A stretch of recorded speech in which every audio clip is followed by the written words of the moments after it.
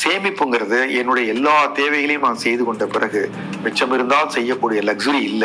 50 ரூபா 100 ரூபா 500 ரூபா கூட போதும். ஆனா நீங்க தொடர்ந்து 20 வருஷம் பண்ணீங்கன்னா அது ரொம்ப வலுவான சேமிப்பு. நீங்க மைண்ட்ல என்ன 40,000 வந்த உடனே உங்க சம்பளம் வந்த உடனே நீங்க 50,000 70,000 ஆளுங்களை பார்த்து நீங்க வாழறீங்க. நீங்க ஹவுசிங் லோன் போனாலே முதல்ல வந்து 20% நீங்க கொடுக்கணும். அதுக்கு ஒரு சேமிப்பு வேணும். இப்பயும் அவங்க சம்பளத்துல இருந்து மாசம் மாசம் சீட்டு கட்டுறவங்க, எஸ்ஐபி போடுறவங்க, கோல்டு வாங்குறவங்க, பணத்தை வந்து 3/4% வீட்டுக்கு அனுப்பிச்சிடுறவங்க இருக்காங்க. 4-5 பேரோட ரூம்ல தங்கிக்கிட்டு சாதாரணமா சாப்பிட்டுக்கிட்டு பல்ல கடிச்சுக்கிட்டு சேமிக்கிறவங்க இருக்காங்க.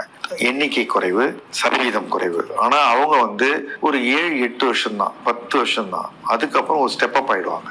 அவங்க லைஃப் டிஃப்ரெண்டா இருக்கும். ஸோ அப்போ நீங்க முதல்ல வந்து உங்களுக்கு வீட்டுக்கு தண்ணி வருதுன்னு வச்சுங்களேன், நீங்க எந்த வீட்டுல வந்து தண்ணி நின்று போச்சுன்னா கார்பரேஷன் அனுப்பலாம் சிரமப்படுவாங்கன்னா யார் வீட்டுல டேங்க் இல்லையோ அவங்க தான். டேங்க் இல்லாதவங்களுக்கு பைப்பை திறந்தா தண்ணி வரும், தண்ணி வரலன்னா வீட்டுல தண்ணி கிடையாது. சில பேர் என்ன பண்றாங்க, கீழே ஒரு தொட்டி கட்டி தொட்டி ரொப்பிக்கிறாங்க.